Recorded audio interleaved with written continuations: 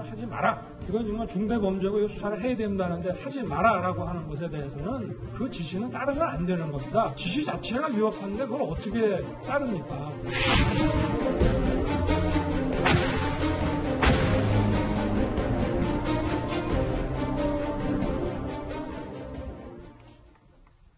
오늘 원세훈 전 국정원장이 다시 재판정에 섰습니다. 원세훈 전 원장의 대선 개입을 인정한 항소심 판결을 대법원이 다시 돌려보낸 지 2년 만의 일입니다.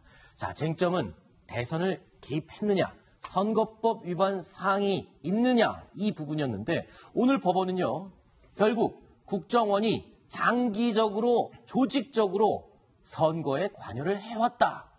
이렇게 판결을 내린 거죠? 그렇죠. 사실 원세훈 전 국정원장의 재판은 무려 4년 2개월이나 끌은 건데 그렇죠. 그 판결도 왔다 갔다 했습니다. 네. 1심에서는 즉 국정원법 위반 부분, 정치 개입에 대해서는 유죄를 했지만은 선거법 위반 부분은 무죄를 했었고요. 2심에 가서는 두 가지가 모두 유죄라고 판결을 했습니다. 그런데 대법원에 가서는 유죄라고 판단한 부분 중에 일부 부분이 증거 채택이 잘못됐다. 한번 다시 봐라 해가지고 고등법원에서 다시 파기환송심이 열렸던 거고요. 네. 오늘 오후 2시에 드디어 마지막 어떻게 보면 이제 다시 항소를 하자는 마지막이 되는 건데 그렇죠. 여기에서 과거보다도 더 징역형이 더 세지게 나온 거죠. 과거에는 징역 3년형이었는데 네. 이번에는 징역 4년형이 선고가 됐습니다. 자, 원세훈 전 국정원장의 발목을 잡은 건요, 추가로 쏟아진 증거들이었습니다. 지난 7월에 검찰이 추가로 증거한 제출, 녹취록이 아주 주요했다 이런 얘기들이 나오고 있는데 어떤 녹취록의 이야기들이 담겼었는지 그 얘기를 한번 살펴볼까요? 자, 이런 말들을 했습니다. 쓸데없는 말하는 X는 한 대씩 먹여버려라. 언론을 쥐어패는 게 정보기관의 일이다. 서울시장 선거 진 것은 1억 피부숍 때문이다. 나경원 전 후보의 이야기를 하는 것 같습니다. 글쎄요. 국가의 이 안보, 정보를 책임지는 기관의 수장이 과연 해야 할 말인지 조금 의아한 그런 말입니다. 일단 이 국정원과 이 아주 인연이 깊은 김정국 실장님 한번 여쭤보겠습니다. 국정원장으로서 할 수 있는 말들입니까? 정치에 그러니까 과거에는 이제 정치를 직접 개입을 했죠. 그런데 국정원에 이제 김대중 정부 때부터 개입했다고 아예 인정을 그냥 옛날에 한 적이 있었죠. 옛날 얘기입니다. 그러니까 뭐 김영삼 정부 이전에 뭐 없다고 얘기할 수 없죠. 네. 근데 이제 김대중 정부 때부터는 정치 파트가 다 사라졌어요. 없습니다. 네. 없고 이제 그 김대중 정부 때부터 벌어진 사건은 무슨 뭐 불법 감청이라든가 하는 사건이 벌어졌다가 원세훈 원장이 또 와가지고 네. 이제는 이제 댓글 사건이 벌어진 겁니다. 정치 개입을 뭐 정상적으로 하는 것도 아니고 무슨 뭐 댓글 달고 이런 거 가지고 정치 개입을 한다고 하는 것인데 저건 뭐 정말로 어떻게 보면은 굉장히 부끄럽고 네.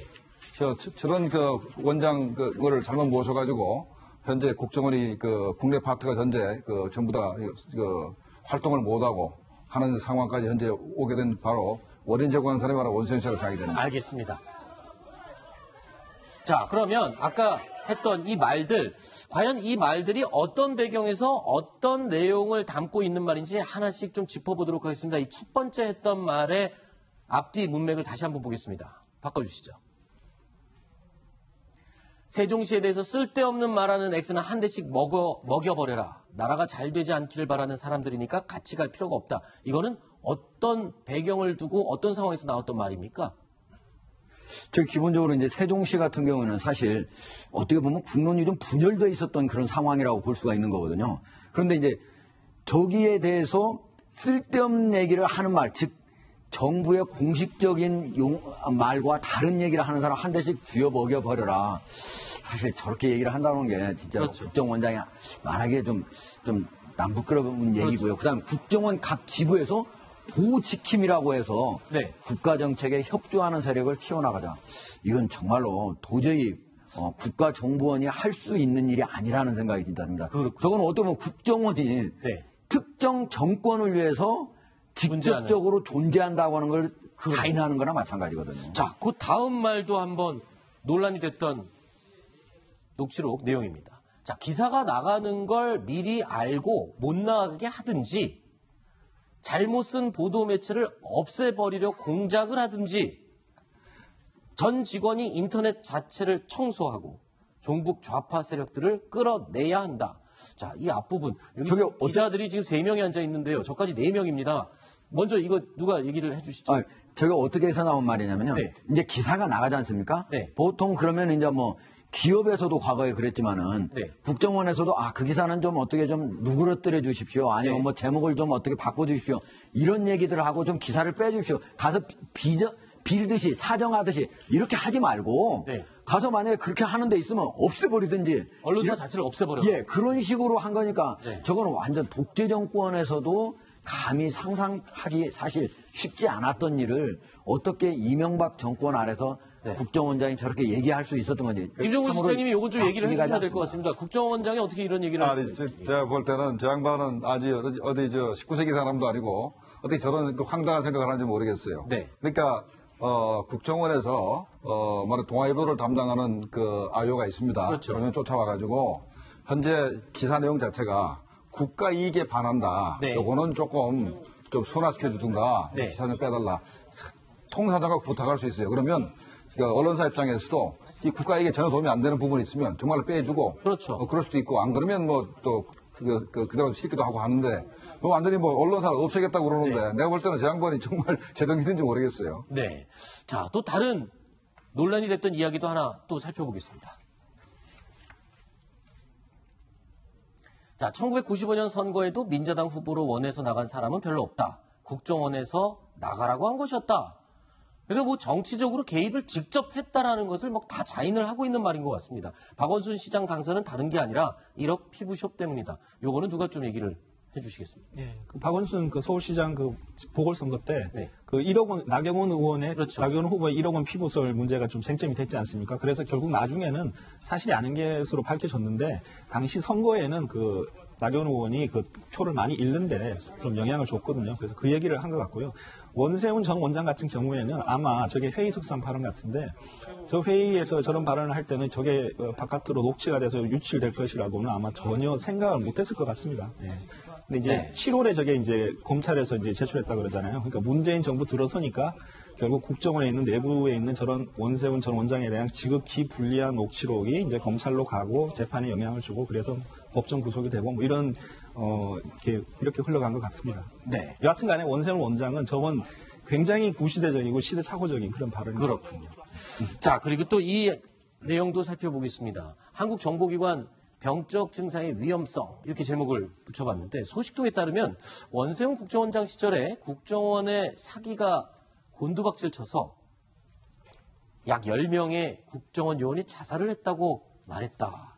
이런 내용이 나오는데 글쎄요. 실제로 국정원에서 이런 일이 있었습니까? 김정국 시장님? 아마 현직에서 자살한 사람은 그 당시에는 없었죠. 네. 그런데 만약에 화병으로 강제로 파면당하거나 쫓겨나서 화병으로 죽은 사람까지 치면은 10명이 넘을 수도 있겠죠. 네. 당시에 저 양반이 한 행위 자체는 국정원에 대한 행위 자체는 김정은이가 북한을 장악하면서 북한에 대해서 했던 행위와 거의 비슷한 행위를 했습니다. 네. 그럼 더 이상 설명이 필요 없을 정도로. 그렇군요. 알겠습니다. 자, 그런데 이 원세훈 전 국정원장은 이 당시에 내부적으로도 굉장히 평판에 대해서 좀 호불호가 있다라고 표현을 해야 될까요? 아니면 논란이 좀 있었던 것 같습니다. 자, 이 내용을 볼까요? 당시 이명박 대통령 당선자가 원세훈 괜찮지 않아? 라고 말을 했을 때 박영준 이 총괄조정팀장이 이렇게 얘기했습니다. 성격도 괴팍하고 밥도 혼자 먹고 그런 사람인데 뭐가 괜찮습니까? 내부적으로도 평판이 좀 오락가락했던 것 같아요. 예, 그래서 이제 밥을 혼자 먹는다 그래서 별명이 원따로라고 이렇게. 근데 밥을 혼자 먹는 게 뭐 잘못된 건 아니지 뭐 않습니까? 그만큼 이제 좀 그 대면 대인 관계가 관계라든지 그렇게 이런 원활하지 것들이 좀, 않았다. 예, 그렇다는 거고요. 그다음에 이제 경력적인 측면에서 봤을 때 지방 행정만 쭉 해와가지고 물론 중간에 행정자치부 장관을 했지만 네. 국정원장을 맡기기에는 좀 경력이 좀 미흡하지 않느냐 이런 얘기가 있었고요. 그럼에도 불구하고 이명박 대통령의 그 포항중학교 후배로서 이 대통령의 그 아주 강한 신뢰를 받고 있었고 네. 그것이 오히려 국정원이 정권에 드디어 천병이 되는 이런 네. 계기가 되지 않았나. 그렇군요. 제 경험을 하나 말씀드리면 네. 2011년에 홍준표 지금 현 대표가 당시에도 그 한나라당 대표를 하고 있었습니다. 그때 네. 원세훈 원장이 국정원장이었죠. 홍 대표, 여당 대표가 원세훈 원장을 평가하기를 네. 동사무소 계장급 국정원장이다. 그건 또 어떤 의미입니까? 국정원 운영이나 인사에 있어서 네. 전혀 그 정보기관을 총괄하는 그 위상을 보여주는 게 아니라 계장급 인사, 계장급 행정을 하는 딱 그런 수준의 사람이다. 그게 정보의 전문성이나 민감성, 위험성 이런 걸 전혀 모르는 네. 사람, 동사무소 계장하면 딱 적당한 사람이 원장에 앉아 있다라는 얘기를. 네. 그러니까 그만큼 그 중책을 맡기기에는 그릇과 능력이 좀 달린다. 이 표현을 한 거지 절대 동사무소 계장직을 무시한 얘기는 아닌 겁니다. 그러니까 오해하지 않으셨으면 좋겠습니다. 자, 네. 제가 아까 뭐 얘기하다 말았습니다만은 자기가 능력도 안 되고 업무도 잘 모르고 하니까 어떤 일을 하겠습니까? 독재를 할 수밖에 없고 네. 인사선행을 할 수밖에 없는데 예를 들자면은 2급직입니다. 2급직이면은 7급부터 올라와서 한 25년, 30년 근무한 사람이고 하는 사람들인데 이런 사람들을 수십 명을 갑자기 7급 밑에 네. 그러니까 7급보다 더 낮은 자리에다가 보직을 해서 책상을 빼버리는 겁니다.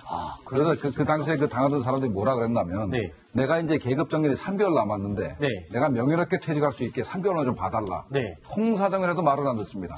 그러니까 일반 회사에서는 그 직원 그 책상을 화장실 앞에 갖다 놓고 쫓아내는 거 아닙니까? 얼마 전에 한번 보도한 적이 있었죠. 그렇죠. 예. 뭐 그런 식으로 쫓아내는데 그 원시현 씨가 수많은 그 30년을 근무하는 사람들을 바로 퇴직을 3개월 앞둔 사람도 네. 바로 그 자기 막 신입 직원들 바로 밑에 집어넣어가지고 네. 바로 서기관 밑에 그 지위를 받게 만들었으면 그 고통이 어떻겠습니까? 그래가지고 그랬군요. 그런 식으로 해서 쫓아낸 거 이거는 뭐 아무것도 아니고 이건 아주 양반이고 알겠습니다. 뭐 그만큼 2계급 강등시켜 자기 비난을 했다 해서 네. 2계급 강등시키지 않나. 그다음에 알겠습니다. 강원도 사람을 전라도 보내고 네. 전라도 사람을 경상도 보내고 경상도 사람을 인천 보내가지고 조직을 엉망으로 만들어놨었어요. 그만큼 내부적으로 이 무리를 일으킨 그래서 평판이 별로 좋지 않았다라는 예를 몇 가지를 경험상 김정봉 실장이 얘기를 해줬습니다.